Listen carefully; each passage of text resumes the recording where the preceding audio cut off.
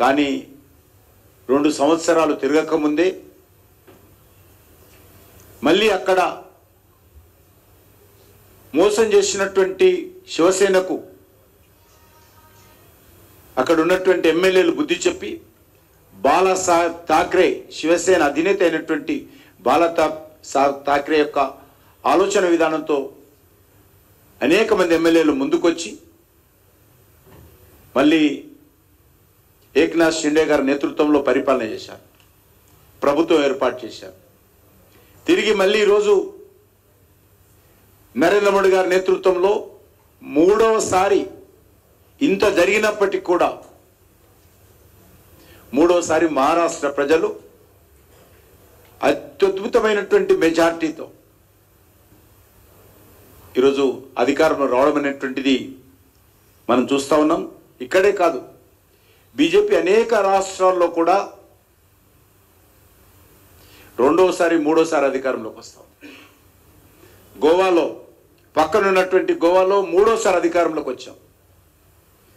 ఓట్లు పెంచుకున్నాము, సీట్లు పెంచుకున్నాం గోవాలో. ఆ ఎన్నికల్లో నేను మొత్తం అక్కడ ఉన్నాను. గుజరాత్లో ఆల్మోస్ట్ మరి వరుసగా గత 5-6 టర్మ్స్గా భారతీయ జనతా పార్టీ వరుసగా గెలుస్తా ఉంది. హర్యానాలో 2వసారి అధికారంలోకి వచ్చాం. మహారాష్ట్రలో ఈరోజు చూస్తే 3వసారి అధికారంలోకి వచ్చాం. మధ్యప్రదేశ్లో అనేక దఫాలుగా అధికారంలోకి వస్తూ ఉన్నాం. యూపీ ఎలక్షన్ చూసినట్లయితే 2వసారి అధికారంలోకి వచ్చాం.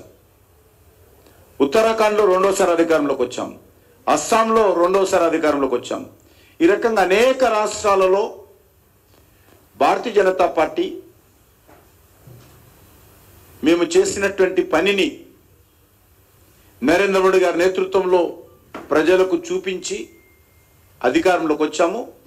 ఈసారి మరొకసారి మహారాష్ట్ర 3వసారి అధికారంలోకి వచ్చి మనకు అద్దం పడతా ఉంది. ఈరోజు కాంగ్రెస్ పార్టీ 3 రాష్ట్రాలకే పరిమితమైంది.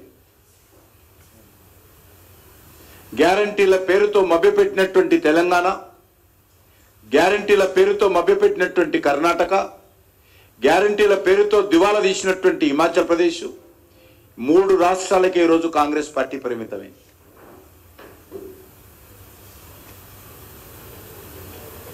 అంతేకాదు ఈరోజు అనేక రకాల బై ఎలక్షన్స్లో ఇక యూపీ మాదే అని చెప్పి ప్రచారం చేసుకున్నటువంటి సమాజ్వాదీ పార్టీ. విచిత్రం ఏంటంటే 9 శాసనసభ స్థానాలకు ఉప ఎన్నికలు జరిగితే కాంగ్రెస్ పార్టీ భారతీయ జనతా పార్టీని అడ్డుకోవాలి, భారతీయ జనతా పార్టీ గెలవకూడదు అని చెప్పి ఒక్క సీటు కూడా పోటీ చేయకుండా 9కి 9 సీట్లు సమాజ్వాదీ పార్టీకి కాంగ్రెస్ పార్టీ అప్పగించింది బై ఎలక్షన్స్లో. అయినప్పటికీ కూడా అక్కడ 7 సీట్లు, 9 సీట్లలో 7 సీట్లు భారతీయ జనతా పార్టీ మాకు అలయన్స్ పార్టీ గెలిచింది.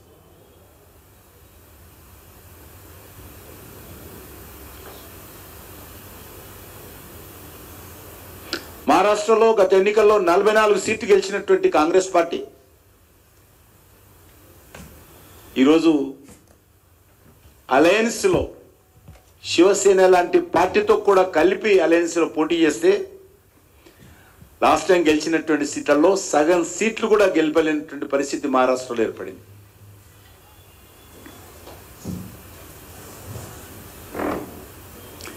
చాలా నవ్వు వస్తుంది మహారాష్ట్ర ఎన్నికలు చూస్తే. ఎన్నికలు ఫలితాలు రాకముందే బాంబే ఎయిర్పోర్ట్లో 4 విమానాలు సిద్ధం చేసి పెట్టారు.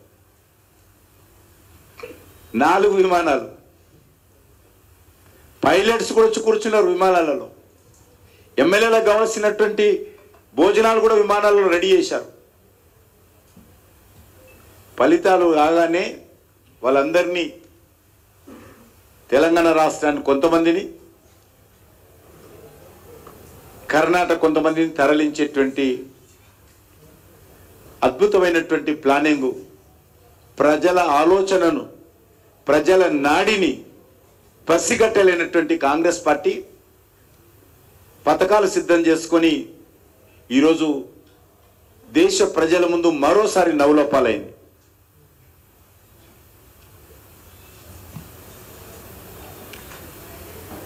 శివసేన